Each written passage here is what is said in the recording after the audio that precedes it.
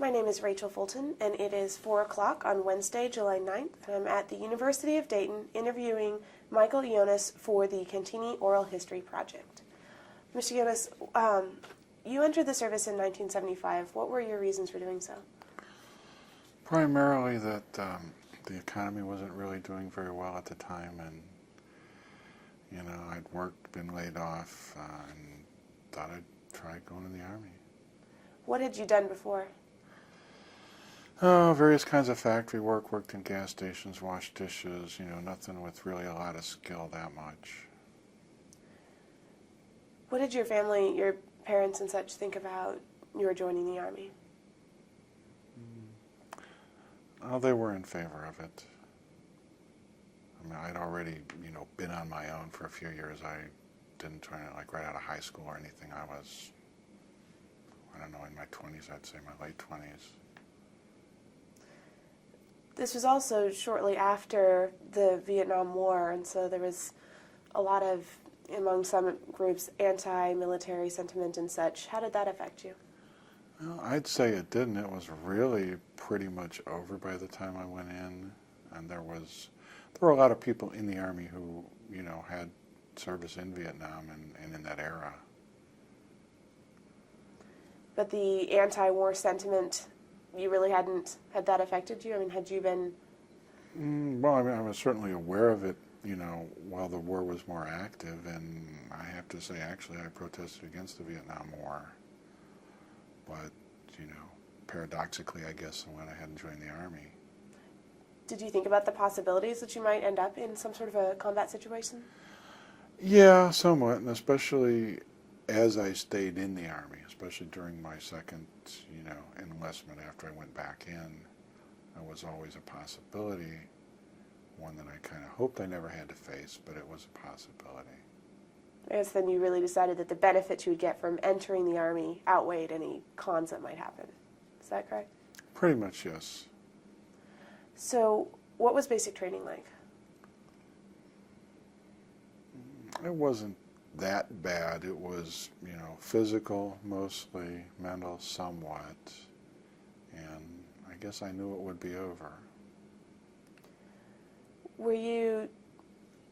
Can you describe just an average day during basic training? Yeah, there was a lot of different kinds of training. Might be marching somewhere, a fairly long distance march, or running in that. Usually that was like kind of a morning thing. And different kinds of training about different aspects of the Army, recognizing the ranks and learning the phonetic alphabet, and first aid, a lot of first aid training, I'd say, as well as I can remember it, 30-some years ago. Did you make good friendships with the others in your unit? We were close at the time, but, a lot of them I never saw again after that. There were a few that we went to the same, I guess you'd call it skills training. The Army calls it AIT. It's where you learn your job. What does AIT stand for? I think it's Advanced Individual Training, I think. And you were trained in, what exactly were you trained in then? Maintenance, being a mechanic, and working on different kind of vehicles. And how long was that? It was pretty long. It was about 3 months, I'd say. What did you, during your basic training and such like that, think about, how did you view your commanders? Well, the people that were really in charge of us that we saw a lot were the drill sergeants. As far as an actual company commander or any kind of officer, we didn't see them very often at all. They were there, and that was it. During your years, all of your years in the military, did you see any sort of difference between enlisted and commissioned officers? Yeah. I don't know. On occasions, through other situations, my wife and I got to know some officers and their wives fairly well. And there was a lot of times a real, difference between, you know, on the job and off the job kind of thing. Was there a difference in how they were thought of and respected or not respected by the men in general?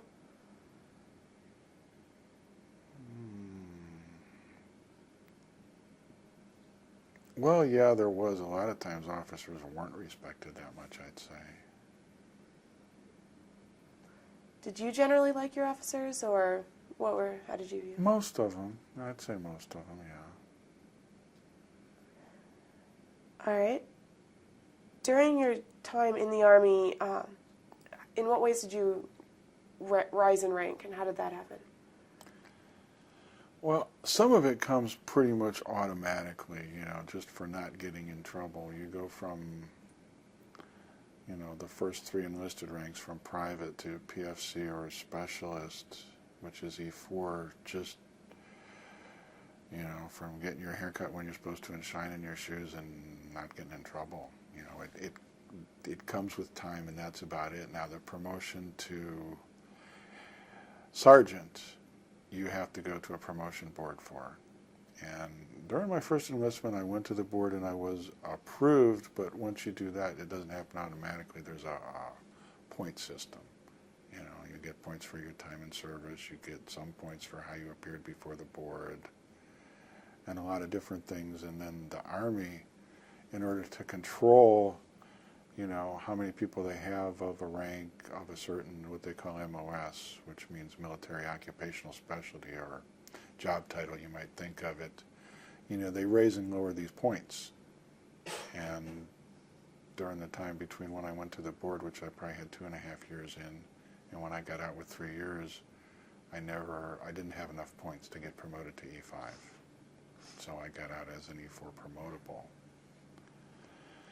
I wasn't back in a real long time, maybe a year, when I got promoted. Well, I went back in as a PFC, private first class, which is E3. More because I had some college rather than my prior service. But I'll take it any way I could get it. And at that time I knew more about getting promoted, and I noticed that the MOS I was in had low cutoff scores. So I said, okay, this is good. And I got promoted to E5 pretty quickly. I was maybe in a year and I was in E5 already. Sergeant. What is it that you just said, what cutoffs? The cutoff scores, that's the scores that Department of the Army sets. How, I don't know, and they're published every month, and I guess it's controlled by shortages, you know, of people that they have in a certain rank and a certain MOS.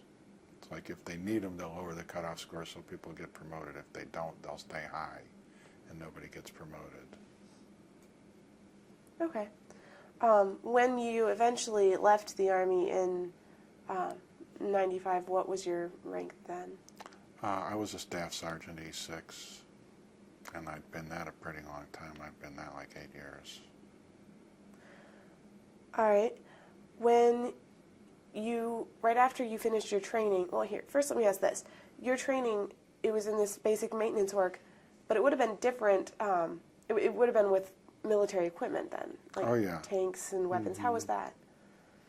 It was good. It was really, I guess I'd say, laid back. I was allowed to have an apartment and have my wife there, and we just, you know, well, this class is over here, okay, you know, kind of show up over there more or less.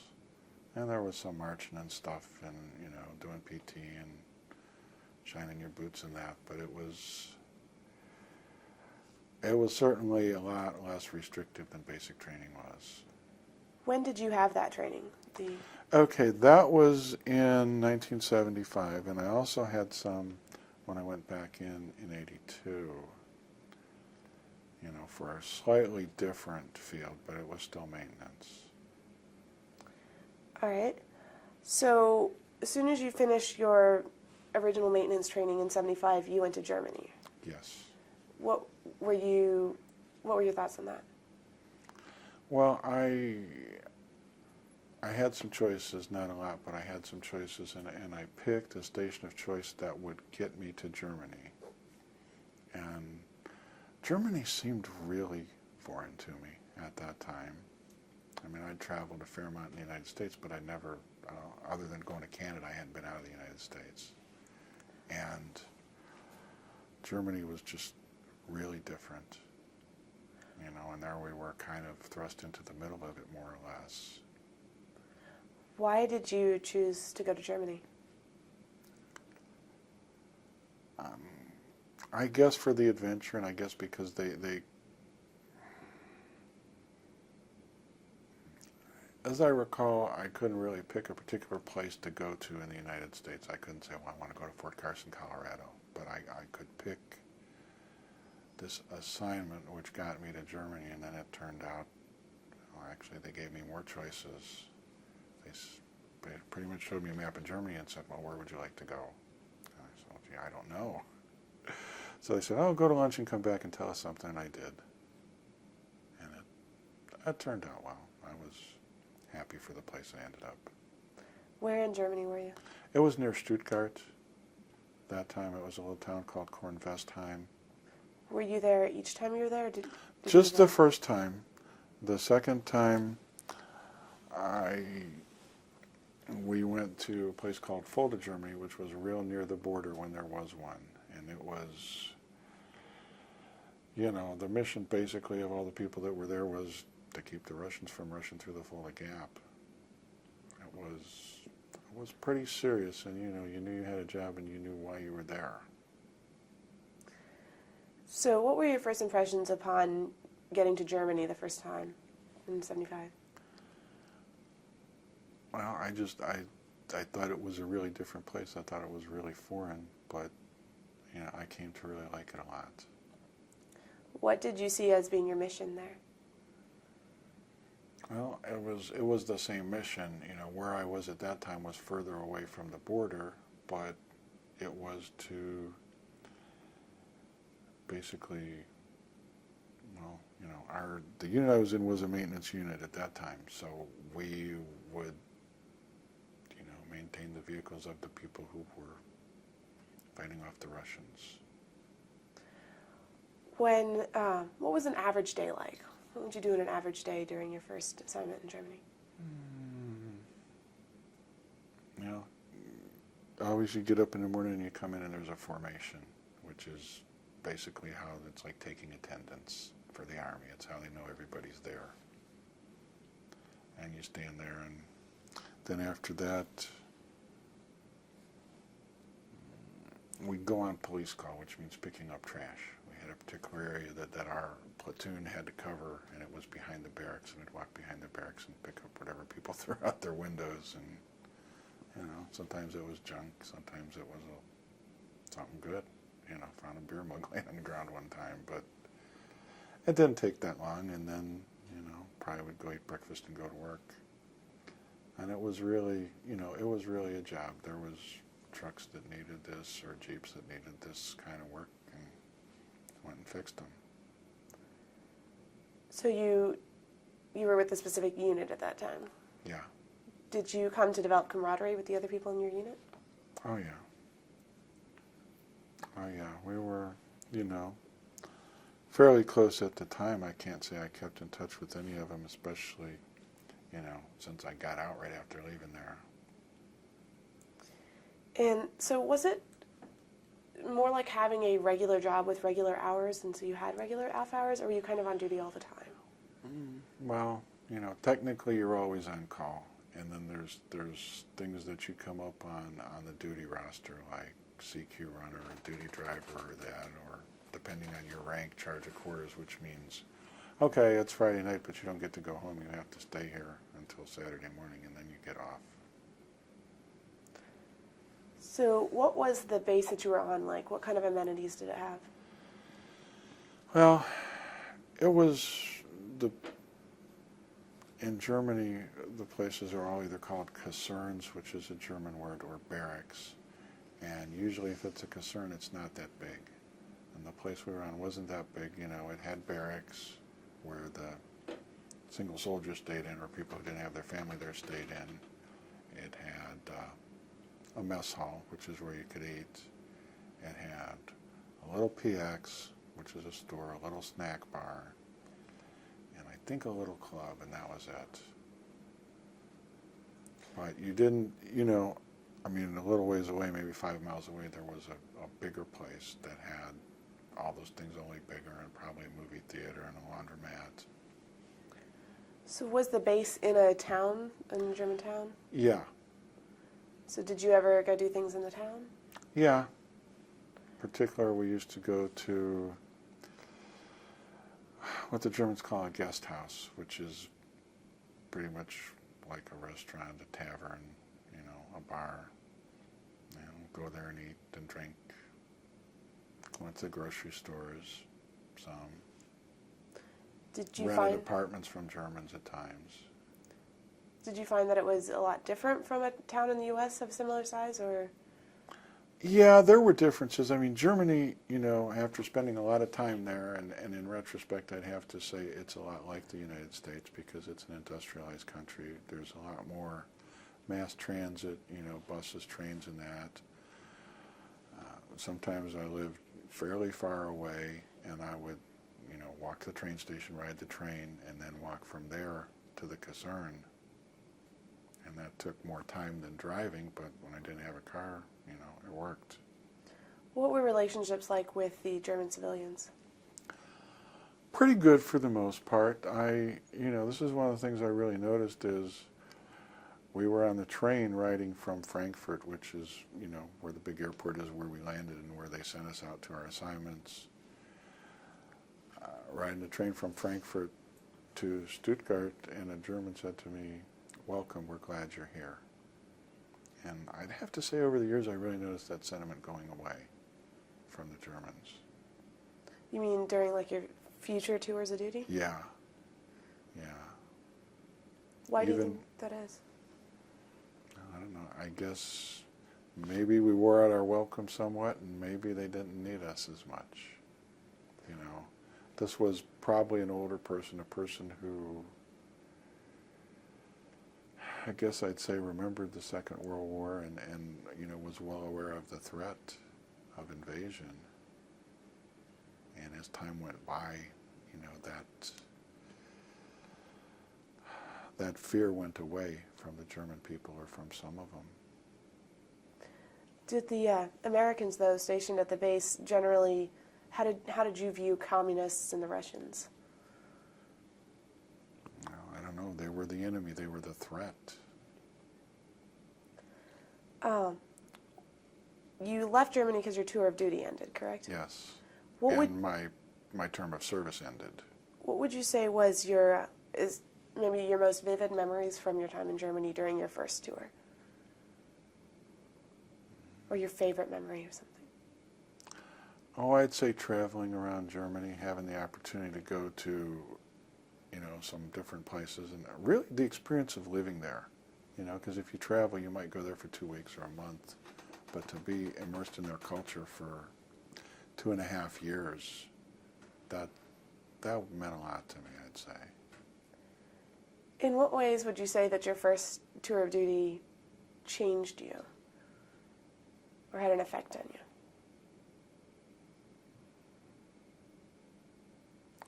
Well, I don't know. I had the experience of living overseas, which a lot of people don't have. I had the experience of being in the Army for that time, and I guess being successful in a job. So what did you do? You left the Army then because your tour of duty ended. Why didn't you continue? Why did you decide to get out? I didn't. I have to say this. I didn't really have any animosity towards the Army. I wasn't, I'm not sure what I can say in front of this camera, but, some people, when their time is getting short, they'll run around and say, F the Army. I did not have that attitude. I just thought I'd get out and see what I could do on the outside. And what did you do? Well, I worked as a mechanic some. I went to work for General Motors up in the Cleveland area, and after I was there about 10 months, I got laid off. And at first, getting laid off wasn't a big deal, but they start laying off people that really had a lot of seniority, and it's like, well, I'm not going to get called back. So I had the opportunity to apply to go to work at new plants they were opening, and I did. I went to work at an assembly plant in Oklahoma City which, meant my wife and I and our son moved down there. And I got laid off from there. And I said, the heck with it, I'm going back in the Army. They won't lay me off. I might get shot at, but they won't lay me off. So you said you met your wife, though, while you were out? Yeah, we both worked in a Chevy plant up in the Cleveland area, and that's where I met her. So was she in favor of your going back into the Army? Yeah. And when you went back into the Army in '82, where were you stationed and what did you do before you went back to Germany? Well, I was stationed for probably about 2.5 years at Fort Hood, Texas. What did you do there? Well, I got promoted once to sergeant, and I worked in maintenance. I was in the motor pool. I was in the 2nd regular unit in the Army to get the Bradley fighting vehicle. And, our sister infantry battalion was the first one, and we got it whenever they got done. What year was that? That would have been probably '84. So you were trained then in how to take care of the Bradley? Yes. What was that like? It was good. It was good training. They had people, who came there and taught us, and they had vehicles, to use for training, which were pretty new vehicles. And, we got trained on it. Maybe it was like, a week on the hull, the mechanics part of it, and a week or 2 weeks on the turret part of it. And then, we went with our infantry company while they were trained in driving it and shooting it and everything. And there was a lot of really good support from like civilian, technicians from the people who made it, which I kind of expected when I was in other units that got the Bradley and it wasn't there. Like for example, GE makes the transmission, and we'd have transmission troubles, and they'd say, okay, take the top off of it, and they'd replace some little part that would fit in your hand.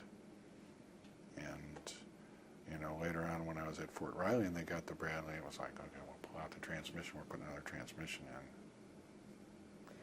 So what year did you said you had additional training at some point once you got back in? Yeah, well, when I first went back in, I was sent again to Fort Knox, Kentucky to go through what they call the reception station, which is where they give you an Army haircut and give you your uniforms and figure out what they're going to do with you. And then I, spent maybe not even a week there, and then went to another part of Fort Knox where they taught me, I went through a different AIT for a different MOS. What was the difference? Well, it wasn't really as technical. It was working on slightly different kind of vehicles.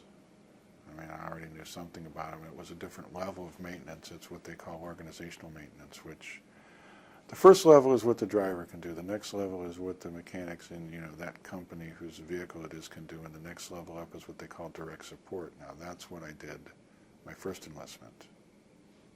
That's like, okay, this needs an engine, this needs a clutch, whatever. We changed bigger parts, basically.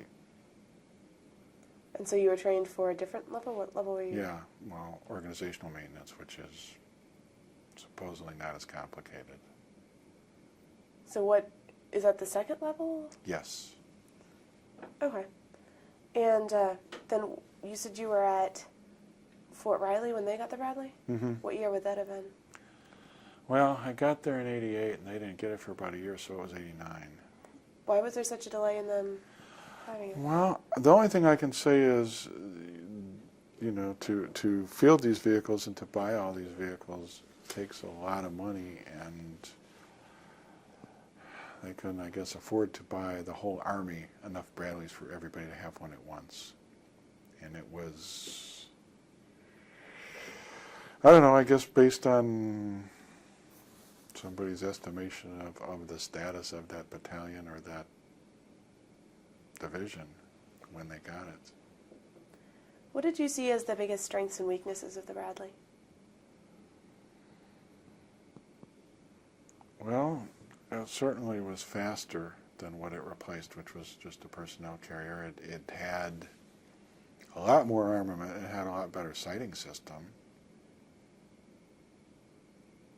As far as weaknesses, I don't know. It really didn't have a lot of them. I guess its ability or lack of ability to, to take a round from a tank. But as far as something, that the infantry rides around in, it was pretty good. And I have to say they were really pretty reliable in Desert Storm. We didn't have very much trouble with them at all, as opposed to the people with the M1 tanks. So then you spent your years from 82 to 85 doing just maintenance there in the different places in the U.S., correct? Well, at one place, which was Fort Hood, Texas. Okay, so you were in Texas the whole time. Yeah. And why were you then moved to Germany? Well, the Army just does that. They say it's time to go, and you go. So it wasn't a choice this time? No, I probably would have been fairly happy to stay in Texas. How did your wife feel about moving to Germany? Well, she was excited because she had never been there. And we got to go together, We had what they call concurrent travel, which means you get to take your family with you. And she was happy for that. I was too. So you mentioned earlier a son. How many children did you have at this point? By that point, we had two. Right before, in May of '81, we had a daughter, my wife and I. She had a son by a previous marriage when I married her, which I adopted him. And so we had two. And did your family live on housing in the base then? We did. Yeah. When we first got there, we spent about 2 nights in a hotel, which was right across the street from the caserne. And then we got into something like a hotel that the Army ran. It was called the BOQ. And we had a room. There was a communal kitchen down the hall. We had our own bathroom, and it was okay. It was kind of cramped, but it was okay. And then eventually we got quarters. How did your family like living in Germany? I'd say they enjoyed it pretty much. We probably didn't get to travel as much as we would have liked to. We didn't really travel very much outside of Germany except to go to Austria. We didn't go to England or the Scandinavian countries or anything. In what ways was your second tour of duty in Germany different than your first? Well, I was in a different place that, was a lot closer to the action if there was going to be some. One of the things we did as part of our in-processing was they took us to the border, right to the border, and you see this fence and you see, East Germans patrolling on the other side, and this is why you're here. How did that feel? It was interesting. I don't know, it wasn't particularly intimidating, but it was interesting. So, were you ever concerned that maybe there would be actual warfare? Honestly, I guess not that much. We trained for it. We trained for it a lot. Like a horn would go off at 4 in the morning and we'd move out. Sometimes we'd move out so quickly that, my driver and I didn't even draw our weapons. We just moved out. Pulled away from the caserne a little bit and, set up the regimental headquarters.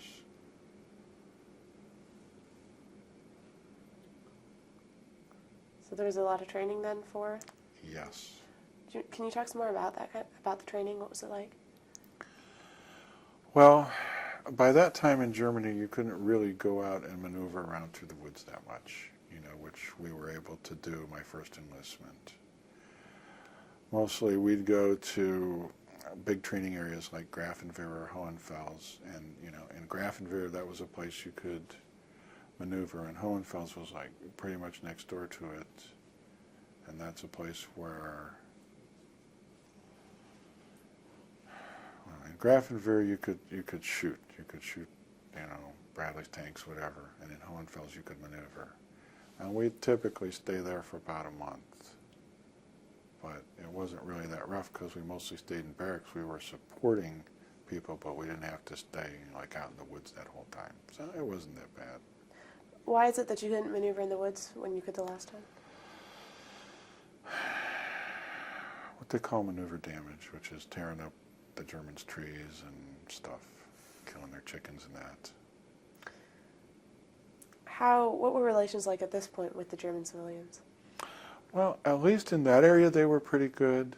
It was still, I was told, within artillery range of East Germany, so they recognized that we were protecting them. But in other areas, there was starting to be unrest towards you? I don't know. Maybe not. In what other ways would you say that the second tour was different?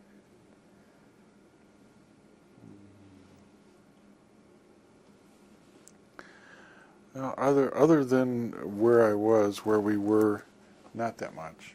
And I have to say, compared to a lot of other people, I had it pretty good. A lot of them were on the border for a month at a time, and I didn't have to do that. Was it, what kind of accommodations were made for having a wife and children there? Was that good? Yeah. It was, the fact that we all got to go together, that was a big accommodation, rather than me have to go first and find some place for them to live. What would you say is your most vivid memory or your best memory from your second tour of duty?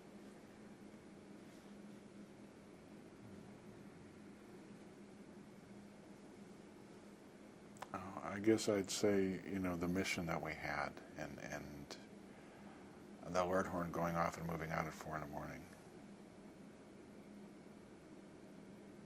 What did your wife and children do at that point when you would have drills like that? Just, keep doing whatever they were doing.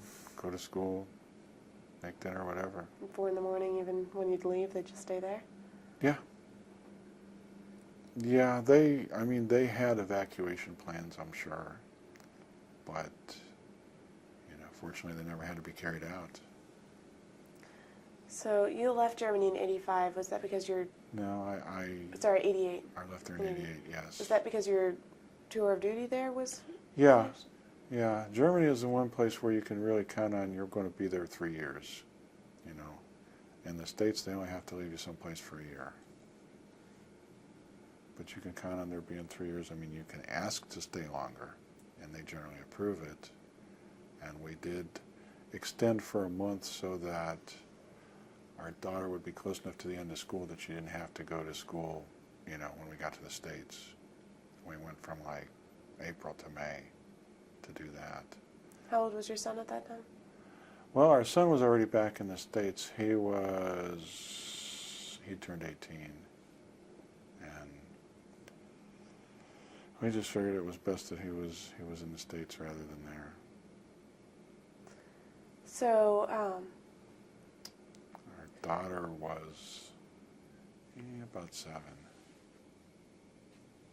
But in general, going right back for a moment to relationship with civilians, in general there weren't any problems between the soldiers and the civilians? I don't think there were a lot of big ones. I'm sure there were demonstrations and stuff, especially in Frankfurt, and every now and then they'd say, oh, there's going to be a demonstration in Frankfurt, don't go to Frankfurt. Demonstrations against the U.S. presence there? Yeah. How widespread was that kind of sentiment? I don't know. I guess I'd say it was becoming probably more than it was in the 70s. So in 88 then, you went back to the States. Where were you stationed? That's when I went to Fort Riley and, became part of the Big Red One. We took leave. We took a month's leave and went there kind of casually, visiting family along the way. And we got there earlier than I had to report in order to take our time to find a place to live. And I have to tell you that seeing Fort Riley it was like no place I'd ever been before either. You know, it's an old fort. It's an old post, and they have old sandstone buildings there from, I don't know, maybe they're 100 years old, but they really looked old. I mean, not that they were worn down or anything, but just they were a style of building I'd never really seen before. I think we need to change the tape now. Your family was able to live on the base there at Fort Riley? Well, we went there. We'd written ahead, I think, and got a room in something like a hotel. And we stayed there, and then, we had some time to find a place to live. And we ended up buying a house in Kansas, but not real close to Fort Riley. We'd been in Germany, and we'd been around, a whole lot of other GIs and them being in your business, and we thought, well, we don't want to really live right on the post, right in government quarters this time. We probably would have rented someplace, but we didn't find something, and we went to a realtor mostly looking for a place to rent, and they said, well, we don't have any place to rent, but we think about buying a house.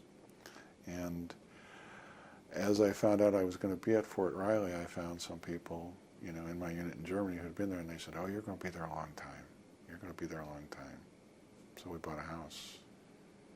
And it made us part of the community. It made us really feel like we lived there, and we did for almost 5 years. So you said you were there when they got the Bradley fighting vehicle, and that was different from the Whitehead van when your previous unit got it? Yes. I mean, I got to Fulton, the 11th ACR, as they were in the process of getting them, but I wasn't really involved in it. They got them and they came back, and I knew about them. And I knew about them, obviously, when I got to Fort Riley. They didn't even have them yet. They were, I guess, maybe fielding the M1 tank. And then after a year, they said, okay, we're going to get Bradleys. And I'm like, okay, cool, I know about these. So did you go through training for them again? Yeah, I did. I went through training on the turret, and it was good training. Again, it was really good training. They had experts come there, and then after we learned about working on them, then again the company that we supported got them, and we went with them, and went to firing ranges and maneuvered with them and stuff. Training on the turret? What does that mean? Well, it's, two people sit in the turret, the gunner and the commander, whoever the commander is, and it could be the platoon sergeant, it could be the, what the heck, it could be an officer, it could be the company commander. He's the person who directs things. And it's where all the guns and the sights are. And so you had training on how to use those guns? No, how to just repair how to work on all that stuff again, which, I was glad to have as a refresher because I hadn't been around the vehicle for a year. So while you were at Fort Riley, the Berlin Wall came down and the Cold War effectively ended. Yes. How did you feel about that, having been stationed in Germany twice? Well, I guess I knew it was really a historic thing, and I kind of thought, okay, well, that's because, all the military was over there and did their job for all those years since the end of World War II, that whatever caused the end of communism in the Soviet Union, happened. You say whatever caused it. Did you have any thoughts as to what that might have been, or? Well, I know some of it, was the fact that, like I said, people were there and did their jobs and made them think there was no prospect of invading, Western Europe. And some of it, I believe, was economical. That basically their economic system, they finally figured out didn't work. So was the, when all that happened, was that at all emotional or really moving, or was it more like, okay, it happened? Well, it was somewhat emotional, you know, to see them ripping the Berlin Wall down and, you know, bashing statues of Stalin and that. Yeah, that was emotional for me. And I have to say what was really emotional was to go back and see where the border was. Because in 93, it was still pretty visible where the border had been. And to go into what had been East Germany. You know, number one, to be able to do it, and number two, to see what it was like. And then when, what were your thoughts then when Iraq invaded Kuwait? I mean, it seemed like world peace was coming more, and then that happened. Well, I have to say they invaded Kuwait, and that was one thing, but they threatened to invade Saudi Arabia, okay? And I knew very well what an ally of ours Saudi Arabia was. When we were in Oklahoma, we got to know some people pretty well who were in the Air Force, and specifically they were crew chiefs on the AWACS planes. And from that I was aware of the support that we gave Saudi Arabia. And I'm like, okay, they're going to say they're going to invade Saudi Arabia. We are not going to let that happen. And a lot of other units went there before the First Infantry Division did. We were probably, I don't really know this, but there were a lot of other people already on the ground before they even announced that we were going to go. And some elements of the First Infantry Division, you know, had been designated like MP units and stuff to go for specific jobs, you know, like prisoner control or whatever, before they said, okay, you're going. And yeah, there was a lot of speculation and a lot of, you know, oh, well, they never send us. This is the armpit of the world. And, you know, some other people said, oh, well, you know, we've been to Fort Irwin, we've had desert training, they might send us. And yeah, we went. So when did you have desert training? Oh, heck.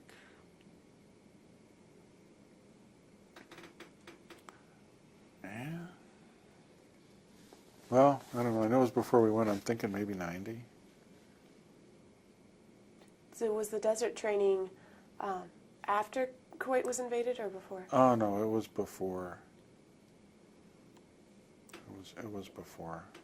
It's a pretty routine thing, you know. They do hot weather training and cold weather training, you know, which they can do right there at Fort Riley because it gets pretty hot and it gets pretty cold.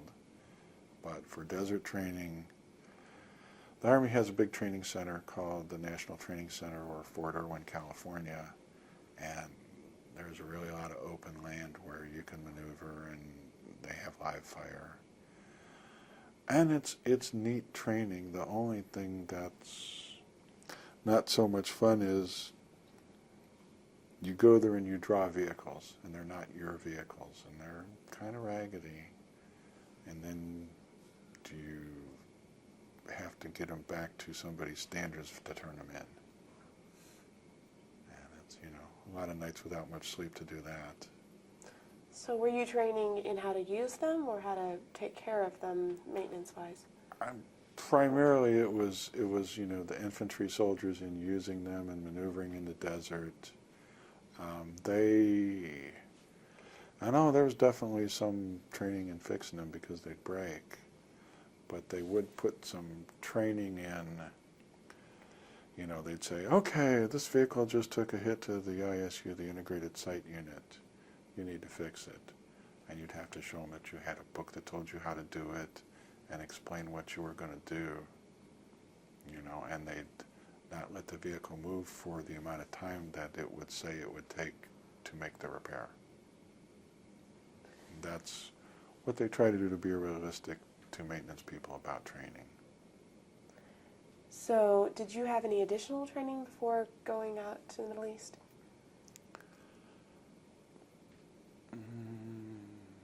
Well, I mean, we did that, and I don't even know if there was any thought that the Gulf War was going to happen when we did it. It's just, you know, one of the things that the Army does. We, we did go out into the woods at Fort Riley and train, do all the kind of training that we'd normally do as preparation. So when exactly were you sent to the Middle East? We deployed in January of '91. I don't remember the exact date. I'm thinking January 4th, but I'm not sure that's right.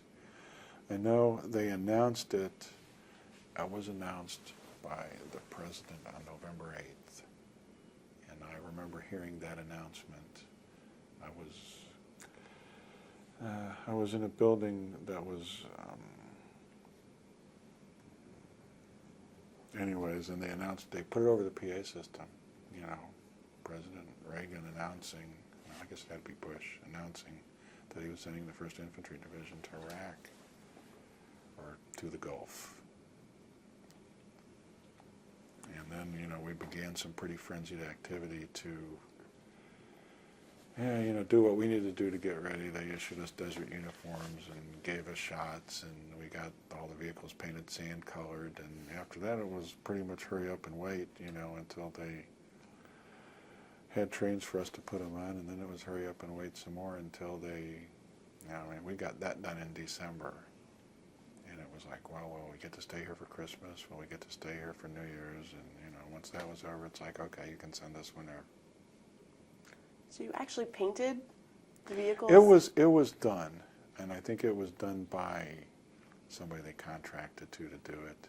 They were like a camouflage pattern, and they just painted them completely sand. So how did you feel then about being deployed to somewhere where there was the possibility of actual combat? Well, I was nervous, and I guess I have to say I wasn't really thrilled about it. I would have preferred if I didn't have to, but,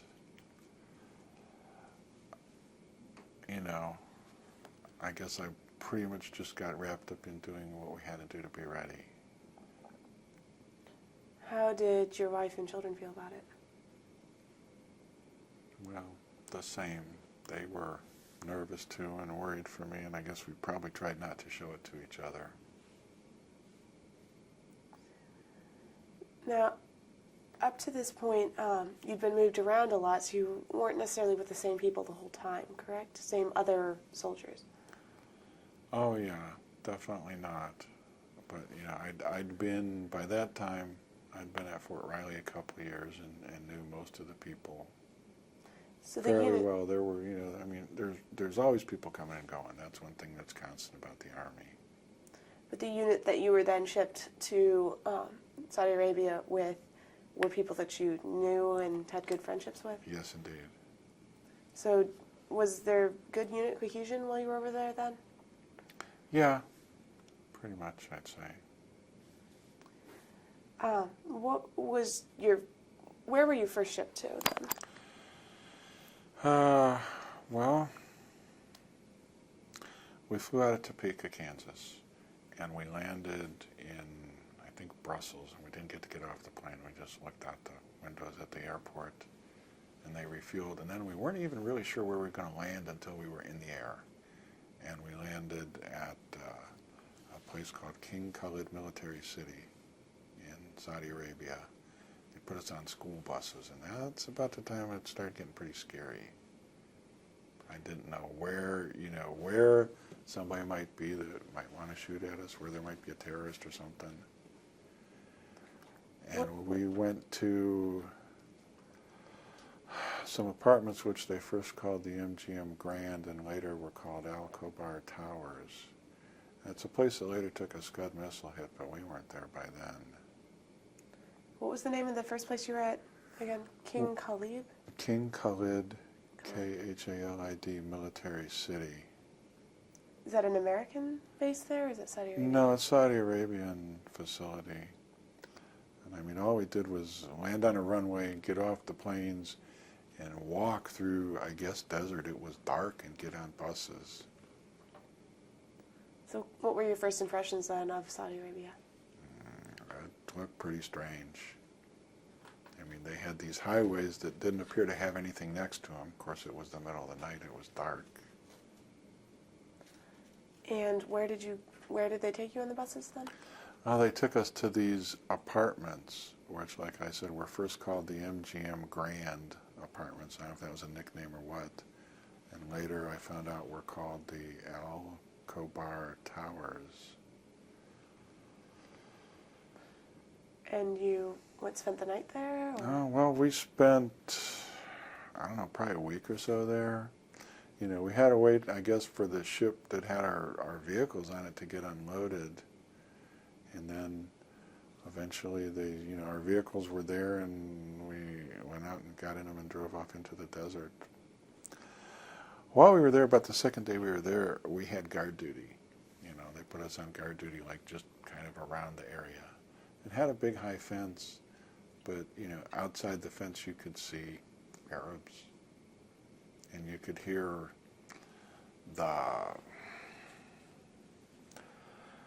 they're called a prayer from a mosque. There was a mosque within earshot, and it was all pretty eerie, I have to say. Because I had no way of knowing if these people were spies for the Iraqis or, you know, what their intentions might be. Did you know exactly what you were guarding against while you were on guard duty? Them, you know, invasion. Were you worried at that point about any sort of Scud missile attacks and such like that? Yeah, especially when they started the air war. We were there when they started the air war. What were you told about what was going on? Well, mostly that Saddam Hussein was being given ultimatums, you know, times to do this and times to do that, and that, you know, maybe he'd concede and we wouldn't have to invade. And then you heard about them starting the air war. Yeah. Did you see any of that, or were you just told about it? I think I might have seen a little bit of it on CNN, you know, the initial strike on Baghdad. So you said you were at these apartments building things for about a week? Maybe 2 weeks. And then what happened? Where did you go then? We went out into the desert, and I can't really tell you where, except we ended up in what was called the neutral zone. It was on the border, I think, between Kuwait and Iraq. And it was way, west. We actually went in with the British when we went in. And I think there was some real intention of putting us near allies whose vehicles we would recognize. Because there were a lot of people there. There were like Egyptians and other people from that area who were involved in the invasion, and some of them had the same kind of vehicles, like vehicles that came from the Russians that we'd been trained to recognize as enemy vehicles. And I really think that was a real concern. So what did you then do out in the desert? Well, I was in a truck, and we were like 12 hours behind the people in the Bradleys and the tanks. And we just followed them and drove through the desert.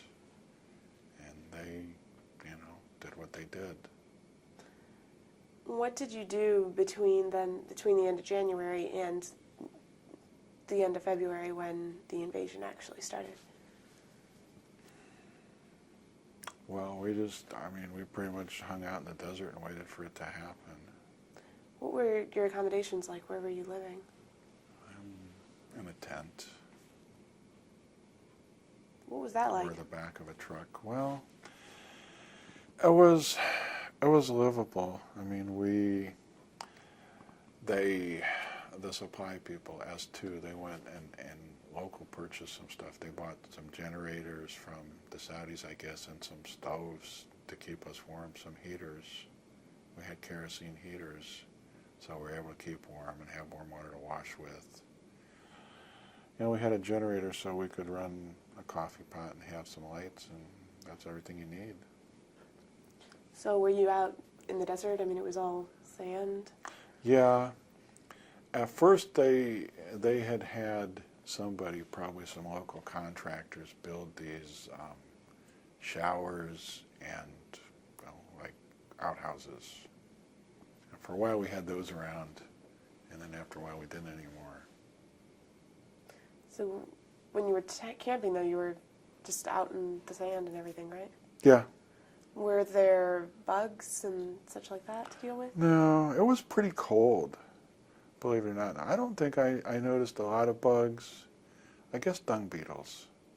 Other than that, I don't have memory of a lot of bugs. So were you, what were kind of your worries and concerns at that point? Were you still on guard for missiles and... Yeah, somewhat, not that much. I mean, after the year war started, you know, I guess I had the opinion that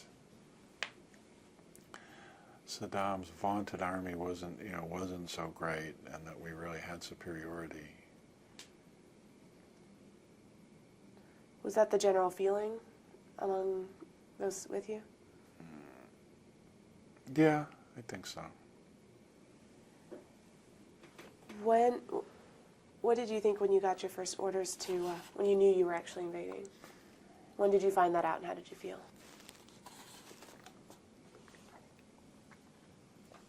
Well, I guess I knew ever since we moved out, or ever since we left Fort Riley even, that we were going to invade. And, you know, all during the time that Saddam was getting these ultimatums, we kind of hoped that maybe he wouldn't.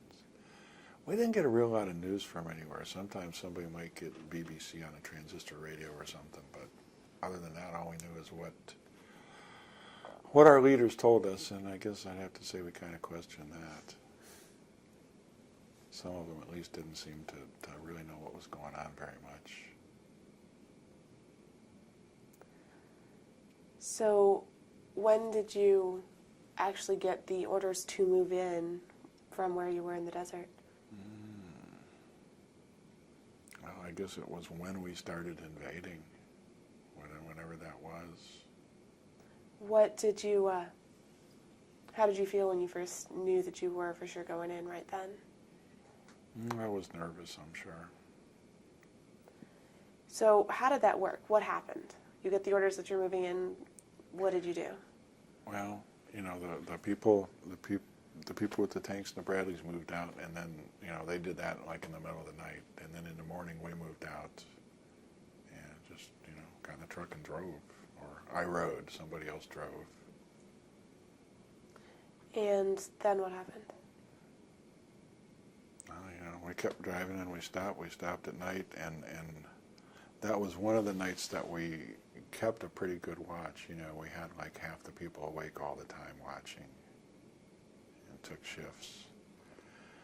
I guess my biggest fear through all of this was the use of chemical weapons more than anything else. I mean, we knew Saddam had them, we knew he'd used them, and we're afraid, I guess, that he would use them again.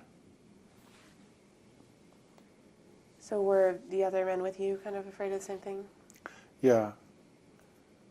Did you have any sort of gas masks or protection? Oh, sure. We had masks.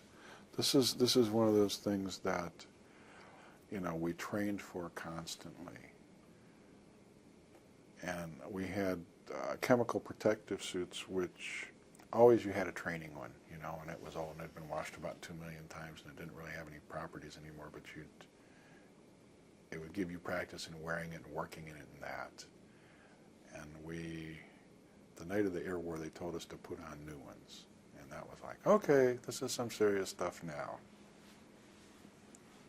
And the other thing, to backtrack a little bit, when we were getting on the plane, they gave us the antidote for a nerve agent, which is something else we trained about. It's like an automatic hypodermic needle, and you just hit it against yourself and it injects you. And they gave us those, and that was, I guess, scary, you know. Oh, wow. So you had one of those with you? Yes. You know, from the time we got on a plane in Kansas. Didn't have bullets all the time, but we had that. You didn't have what all the time? Bullets. Why didn't you have bullets all the time? Well, they didn't give them to us. So, so you said you kept good watch those nights when you were in the desert as you were moving in. What happened then? When did you first? Well, it seemed like pretty quick it was over, honestly. And the people that I were with, the mission that we got then was to guard the place where the peace talks were. So when you first went in, did you at some point come to the wreckages of tanks and? Yeah.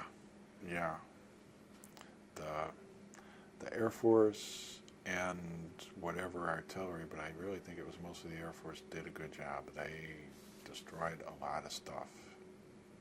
And yeah, we saw that everywhere, destroyed tanks and their infantry vehicles. And I guess I have no way of knowing, if they were destroyed by an airplane, if they were destroyed by artillery, if they were destroyed by a tank. But yeah, there was a lot of destroyed stuff.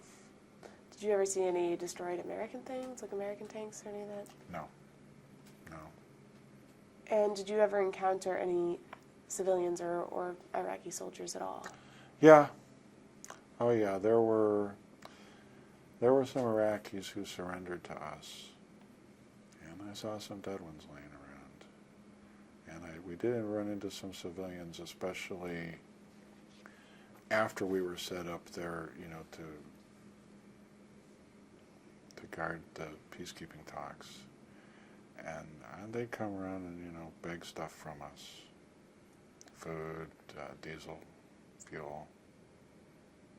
Did you ever do any sort of trade with them? Or something like No, that? I don't think they had anything to trade, honestly. They seemed pretty poor. How did you feel? I mean, what was your feelings towards the Iraqi people? Well, the ones I saw, and I didn't see that many of them, they didn't seem very well off. They seemed pretty poor. I think that most of them didn't have anything against me. How did you feel about the Iraqi soldiers that surrendered to you? Because, I mean, obviously, they'd been fighting against the American forces. I don't know. I didn't have any animosity towards them. I was glad they were surrendering. So your duties while you were there then was to perform maintenance on tanks and the Bradleys and such like that. How did that go? Yeah, it went along okay. Like I said earlier, the Bradleys were really pretty trouble-free. It was other stuff that we had more problems with. And I have to say the idea of there being any parts supply wasn't working very well.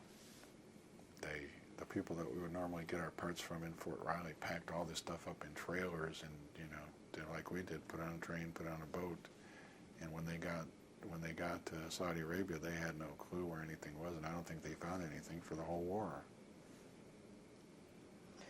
A lot of what we fixed from cannibalizing parts from other vehicles more than anything else. Parts from other similar vehicles or just Yeah, other yeah. Iraqi vehicles? American, ones that were already broke, If one was broke for, say, the engine was blown, take the tracks off of it, put them on something else. So were there any parts delivered at all? There was some, and later on after the war was over, we got a lot of stuff from other units who were leaving for the states ahead of us. People like First Cavalry Division, I know our warrant officer scored a lot of parts from them.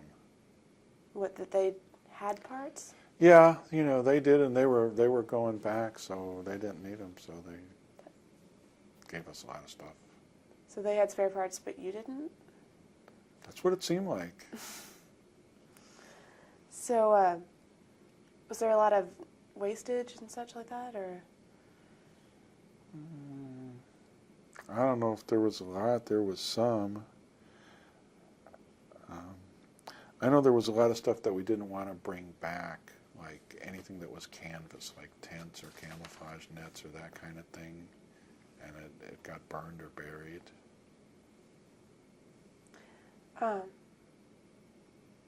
So, what kind of things were there that broke down more? You said the Bradleys were pretty reliable. What was it that was breaking down?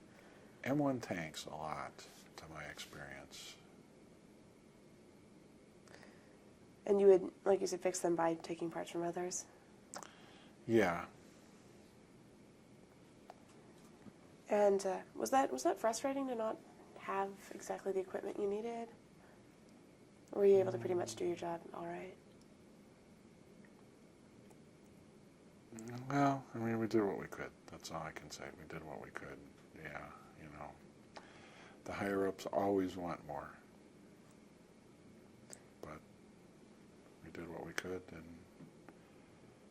you know, I guess it worked. Now, the desert environment is very different from, say the environment here. How was that on the equipment? Well, you know, it did a certain amount to them, and I think it was a lot harder on the M1s because I guess they're a lot more sensitive to it. They have a turbine engine, and I guess it was susceptible a lot more to getting sand in it. What were the specific breakdowns that you'd have?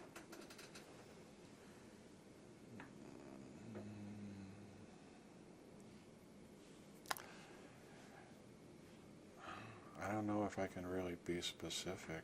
I don't, you know, I mean, after this amount of time, I really pretty much just remember generalities, you know, tracks, engines, more with that than with the rest of the vehicle. I know one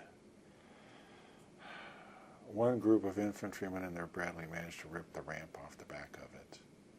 And I think they did this after the war was over. They didn't realize it was down and backed up. And, you know, this is the whole structural back of the vehicle. Like it drops down and, you know, they run out and do their thing. So they rode around the rest of the time with just a piece of corrugated metal back there. And it got fixed after we got back to Fort Riley. Did you have any specific breakdowns on mechanical weapons or hydraulic electronics or such like that? No, I know they said before we went that we shouldn't use the kind of oil that we would use on our rifles, that we should get graphite instead. And I don't know, they told us we should go buy some graphite. My thoughts were, well, if you want us to have graphite, you know, you should supply it to us. But I didn't ever have to fire my rifle, so that was not a problem for me. Were you fixing anything other than the Bradleys and the tanks? Well, yeah, that and, you know, personnel carriers and wheel vehicles. But I don't remember a really lot of problems with those, honestly. Humvees, too. So, once you got into Iraq, and you saw the damaged vehicles and all that, and then you got to where they were having the peace talks, and you mentioned to guard Safwan that? was the name of the place. What was it? Safwan. And the unit you were with was supposed to guard that, correct? Yeah. And then you were just there fixing vehicles as need be? Yeah. How long were you there?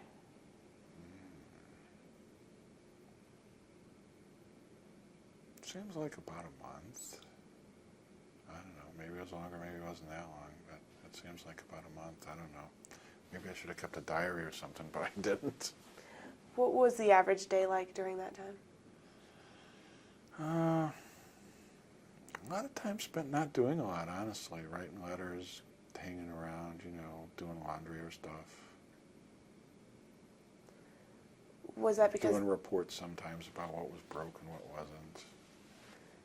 Was that because there weren't things to fix, or because you didn't have the parts that you needed, or? Yeah. Mostly that. Mostly not having parts, I'd say, you know. So it wasn't necessarily that there was nothing broken. Yeah, it was probably like everything that could be fixed was fixed until you could find something else to steal parts off of. And that was pretty much over. That mostly happened, you know, actually during the war, I'd say, and right afterwards. Did you have parts right afterwards then, or did you still not? Not so much. But most everything was fixed at that point that needed to be fixed? Or was fixed as it needed to be fixed. I mean, during the war, it's important for a Bradley or a tank to be able to shoot after the war is over. Maybe it's not so important. So what was it that you were guarding? Was it a building or? Well, it was an area. There was an airfield there, and I don't think there was a building. I think they set up a big tent, and that's where they had it. That's where they had the talks. When you got there, was it all already secured? Yeah, as I recall, yeah. So did you talk to people who had been involved in the actual fighting, who you would have seen there? Well, I mean, I knew people, but I didn't really talk to them about it that much. I know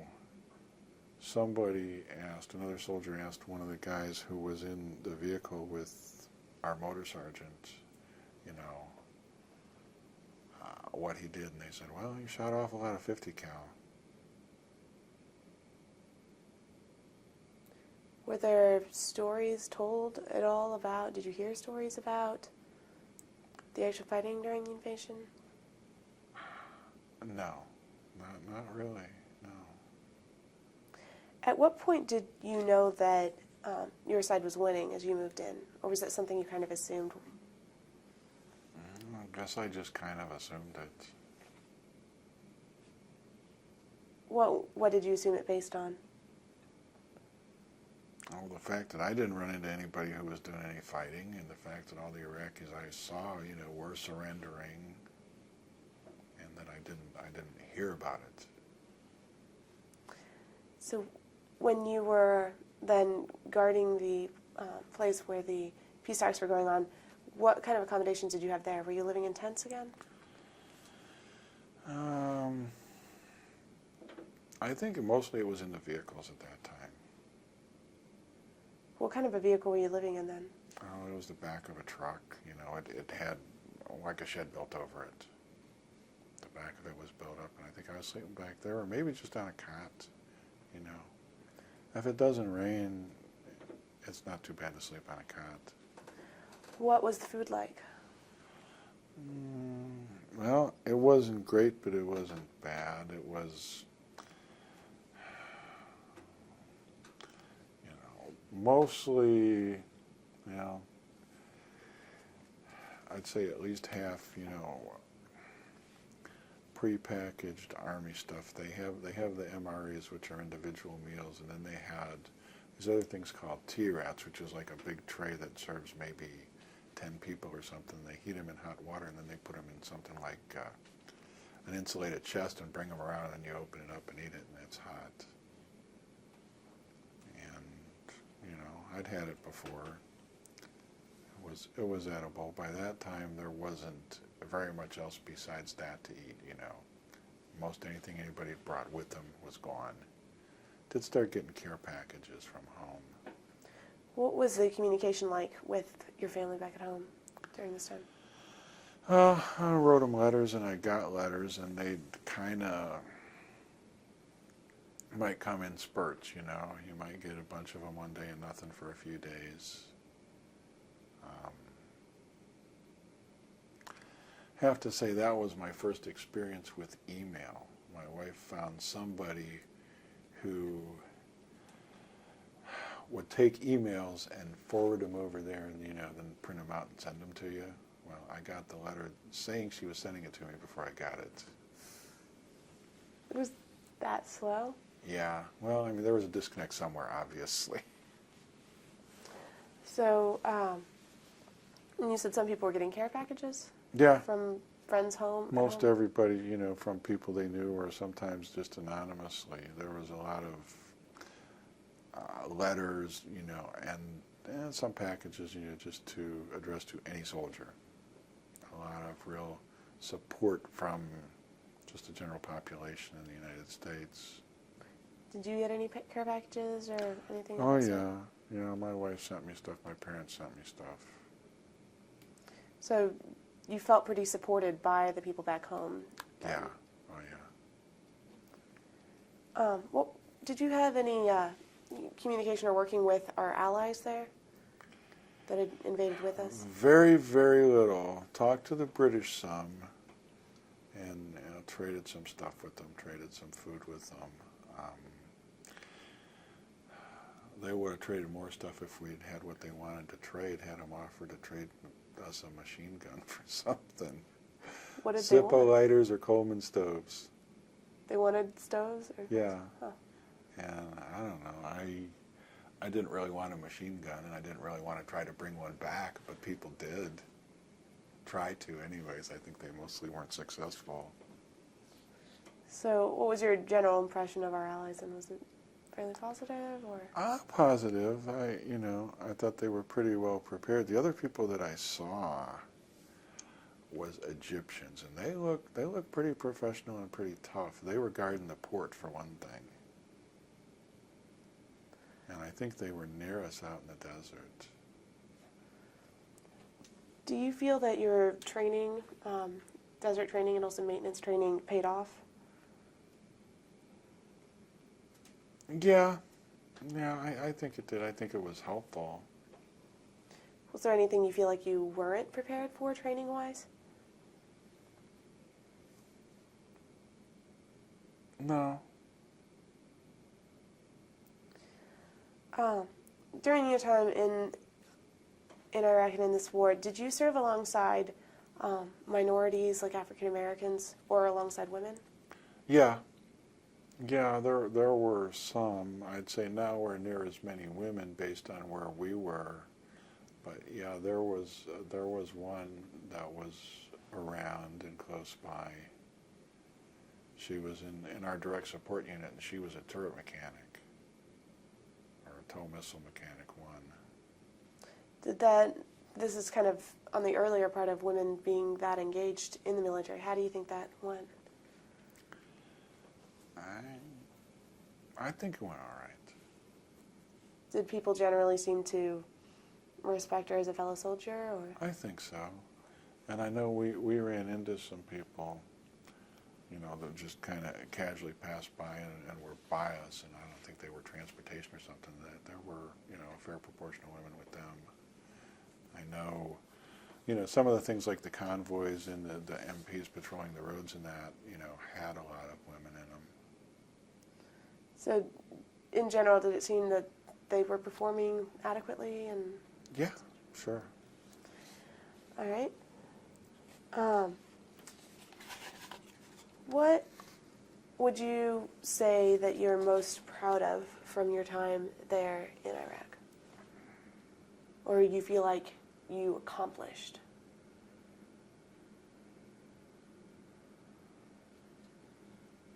Oh, I don't know if I can really say any one thing. I guess just that I was there, and did the job that I needed to do, that was needed to be done. What was your moment of biggest worry or fear while you were there? Like your biggest scare, I guess?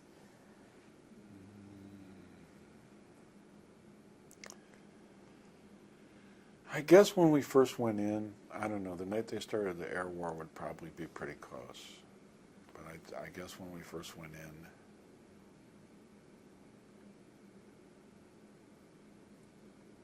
Just the huge change and the not knowing exactly where you were? yeah, just the idea that, the Iraqis were there, which they were supposed to have, a really great army. The third biggest or third best army or something like that was a statistic that I think I heard before we went in. When did your opinion of the Iraqi army start changing then?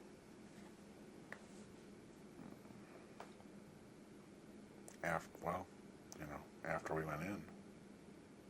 And didn't have any problem? Yes. Yes.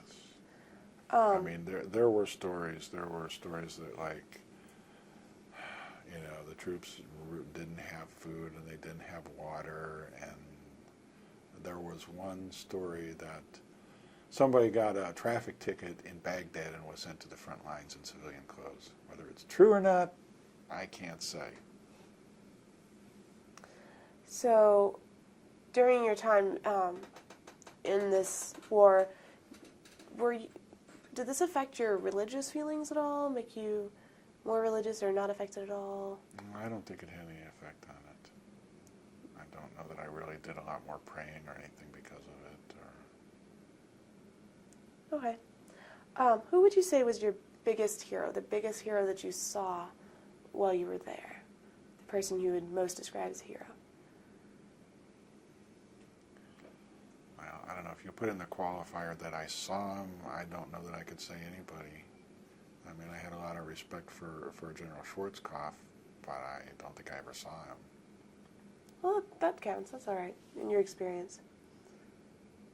Why did you have a lot of respect for him? What did you see that? I don't know. I guess I just have to say that he seemed really competent. So, after you guarded the place where the peace talks were taking place, eventually there was peace declared, right? That they. Yeah, well, that was over, and we went back to these apartments again. During your time in Iraq, did you hear any stories of incidents of friendly fire? Not when I was there. I mean, you know, since it's over, I've heard of it happening, and I think that's probably what caused most of the casualties, at least in my opinion, would have been friendly fire. Why would you think that it could be that widespread? Is it just kind of like what you were saying about not knowing the different tanks of the different allies, or? Yeah, or somebody getting excited or nervous and seeing something and not verifying that it was the enemy before they fired on it. So, anyway, you went back to the apartments, and then what happened?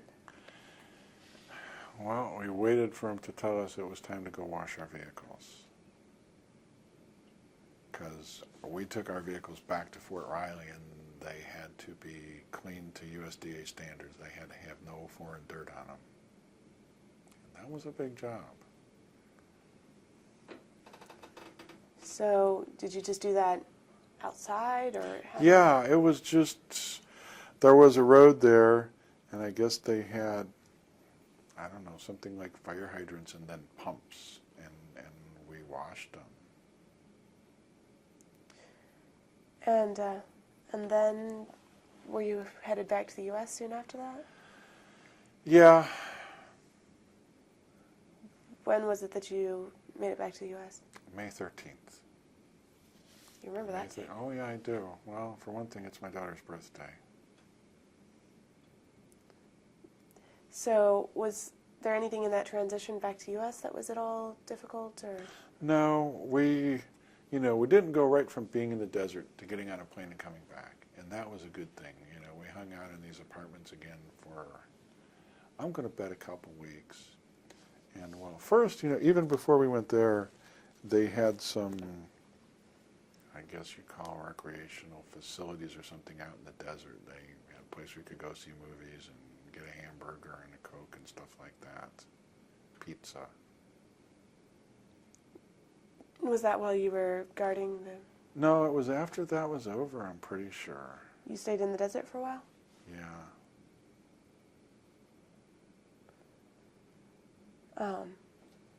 What all did these recreational facilities have then? Is it movies and... Well, they had some kind of movies, which I frankly didn't care for that much. And I guess you could buy pizza. And they had something called the Wolf Burger Stand, which they gave away hamburgers. That was okay. Who was it that brought this stuff in? Was it Army? It was the Army or the exchange facility, I guess. So, once you made it back to the U.S., you were back at Fort Riley? Mm-hmm. And you were there until... Well, I was there for another... 2 years? Almost, yeah. Well, not quite 2 years. I was there till January of '93. And when you got back to the States, how did you feel that the general American public, I mean, did you feel like they were cheering you on and congratulating you? Or? Oh, yeah, very, very supportive of us. There was yellow ribbons all over the place. And, I mean, we came back later than a lot of other people did, so Like when we went through the airport in New York, there wasn't quite the hoopla that I thought there might have been. There was somebody there passing out Kool-Aid, which didn't impress me a whole lot. I was hoping for a free beer. So, when you were back at Fort Riley for those 2 years, did you do some of the things, basically the same kind of things that you've been doing before? Oh, yeah. Yeah. I mean, immediately when we got back, there wasn't a lot to do because our vehicles weren't back yet, you know. But we had to at least put in half a day. Well, first right away they let us take leave. And, you know, about everybody took leave right away. And then we waited around, you know, for our vehicles to get offloaded off a ship and, you know, show back up there by train.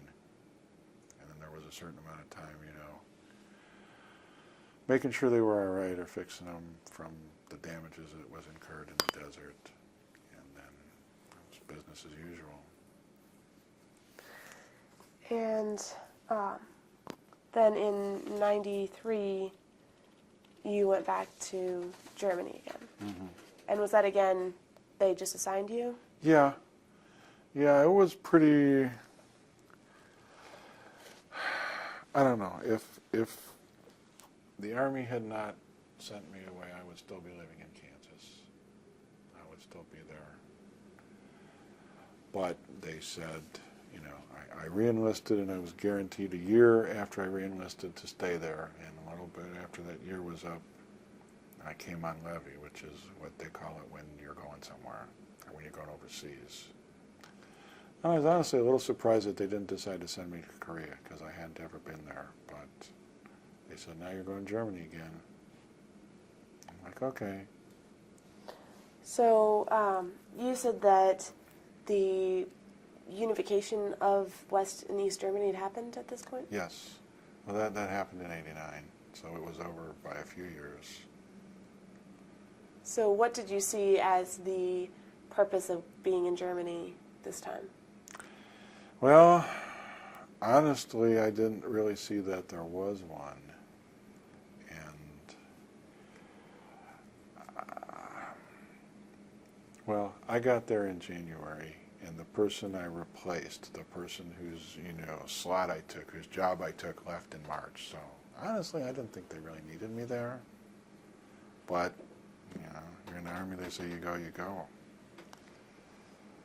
And I ended up being part of the deactivation of the 11th Armored Cavalry Regiment. It had a mission which was guarding and defending the border, and when there wasn't a border there, they didn't have a mission anymore. What do you mean you helped with the deactivation? What did you do?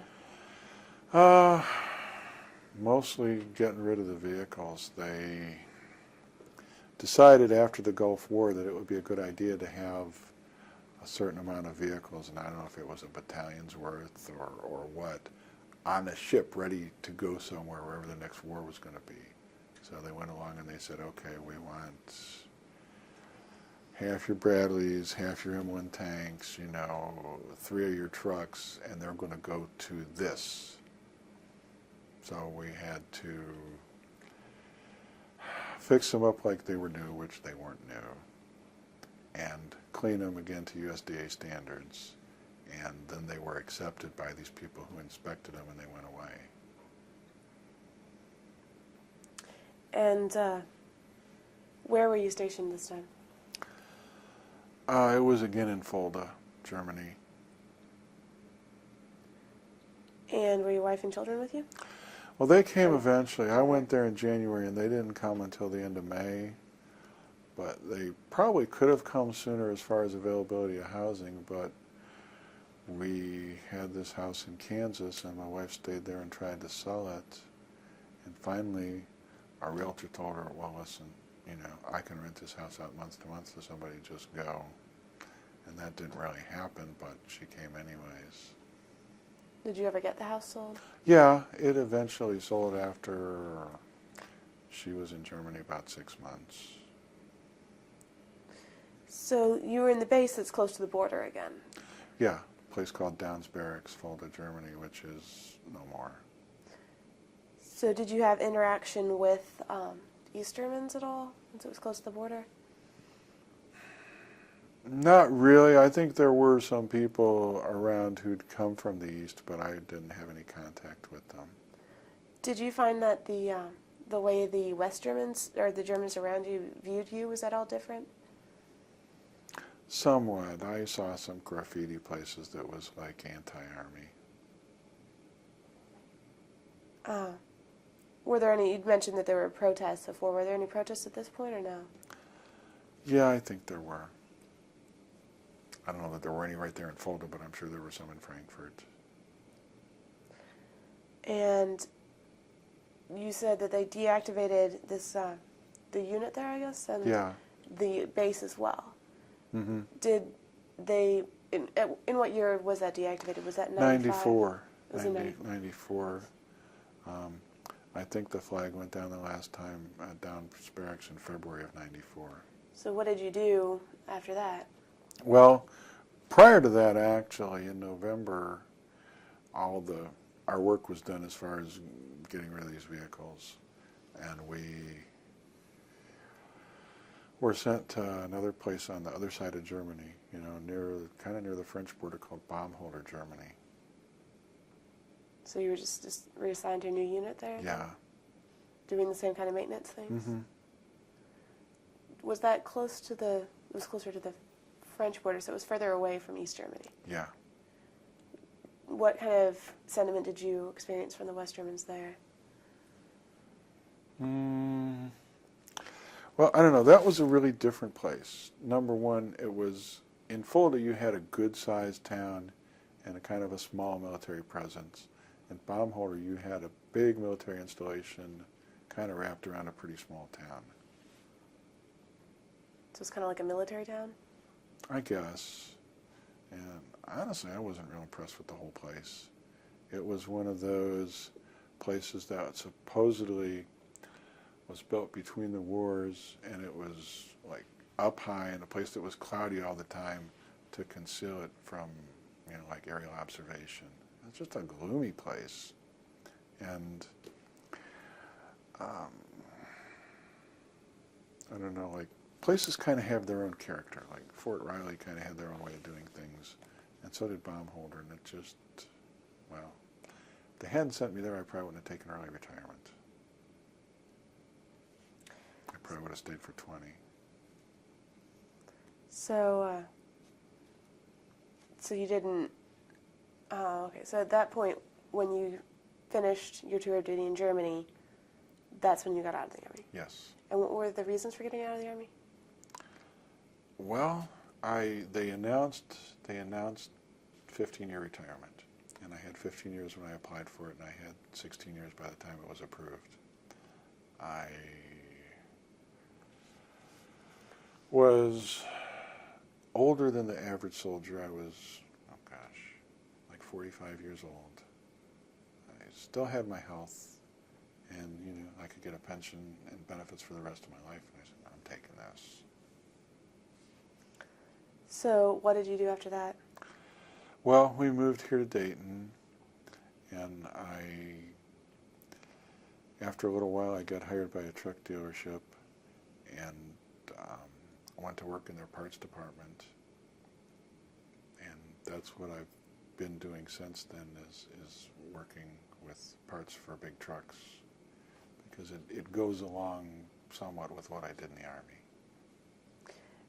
I saw you got a number of medals while you were in the Army. What were those for? Well, several of them, were for my service in Southwest Asia, in the Persian Gulf. A lot of them are just, you didn't get in any trouble medals. Army Achievement Medal, Army Commendation Medal are pretty much things you just get after a certain amount of time if you don't get in any trouble. When a soldier leaves somewhere, his boss is supposed to put him in for awards, and that happens. So what kind of medals did you get for the Persian Gulf War? Well, I got the Kuwaiti Liberation Medal awarded from the Saudi government. I got Southwest Asia Service Medal with, 3 or 4 oak leaf clusters on it for the different places I was. If you just were in Saudi Arabia, you know, you got one. If you went in Kuwait, you got another one. If you went in Iraq, you got another one. And how would you say that the Army has affected your life? Positive? No, I definitely positive. If nothing else, I've learned a lot about people, and that's always helpful. What kind of things would you mean learned about people? Well, just to assess people, to judge them, to, you know, figure out what kind of people they are and how they're going to act and what they're going to do. Is there anything else? I'm pretty much done with my questions. Is there anything else you want to add before we're done?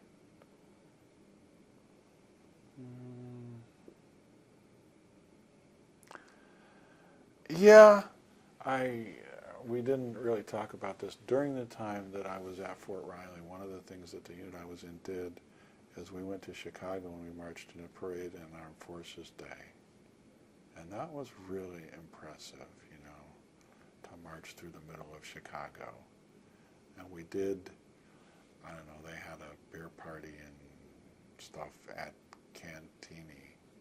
And that was pretty impressive. I didn't really look around it, but... What year was this? 89 or 90. I mean, always somebody from Fort Riley went, somebody from the First Infantry Division went and marched in that parade. But, How were you selected to go? well, I don't know how they picked our battalion, but at first they acted like it was some kind of big treat to go, and then when they didn't have enough people, they kind of started twisting arms. What was it that you enjoyed about that? I mean, being there, you know, marching through the middle of Chicago in a parade, and then we were stood on the field for the national anthem at, I guess, a White Sox game, baseball game in Chicago. I'll say that. And that was okay. Is there anything else? I can't think of anything else. I think we're good. Thank you.